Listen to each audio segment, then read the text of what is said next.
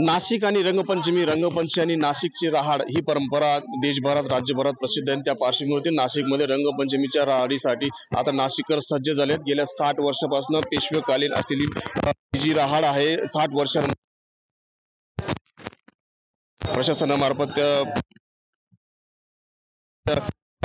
बैठकीनंतर पुन्हा प्रशासनामार्फत त्याला परवानगी देण्यात आली। त्या पार्श्वभूमीवर वर्षांची पेशवेकालीन रहाड ही नैसर्गिकरित्या तयार करून या ठिकाणी सज्ज झाली आहे। आता महिलांच्या मार्फत पूजा देखील करण्यात येते। त्या पार्श्वभूमीवर पोलीस बंदोबस्त फौज ठिकाणी तैनात आहे। आपण बघू शकतो सकाळपासूनच या ठिकाणी रहाडेवरती येणाऱ्यांची रेलचेल सुरू आहे।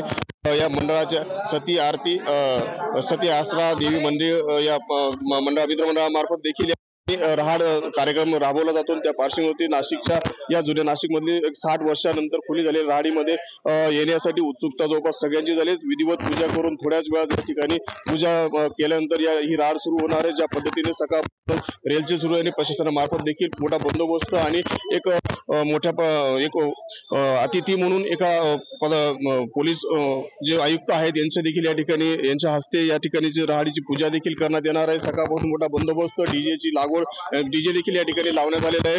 आणि नाशिकची रंगपंचमी पेशवेकालीन असलेल्या अनेक रहाडी नाशिकच्या या जुन्या नाशिकामध्ये खुल्या करण्यात आल्या। सकाळपासून मोठ्या रेलचेल आणि काही वेळानंतर या ठिकाणी पूजा करून रहाडी सुरू करण्यात येणार आणि थोड्याच वेळामध्ये इथं संदीप कर्णिक यांच्या हस्ते उद्घाटन करून या ठिकाणी रहाड सुरू करण्यात येणार आहे।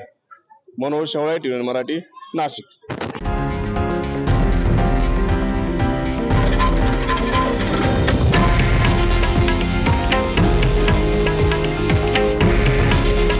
हे आहे देशातील नंबर 1 न्यूज नेटवर्क आणि आपण पाहत आहात TV9 मराठी। काळजी तुमची, हित महाराष्ट्राचं।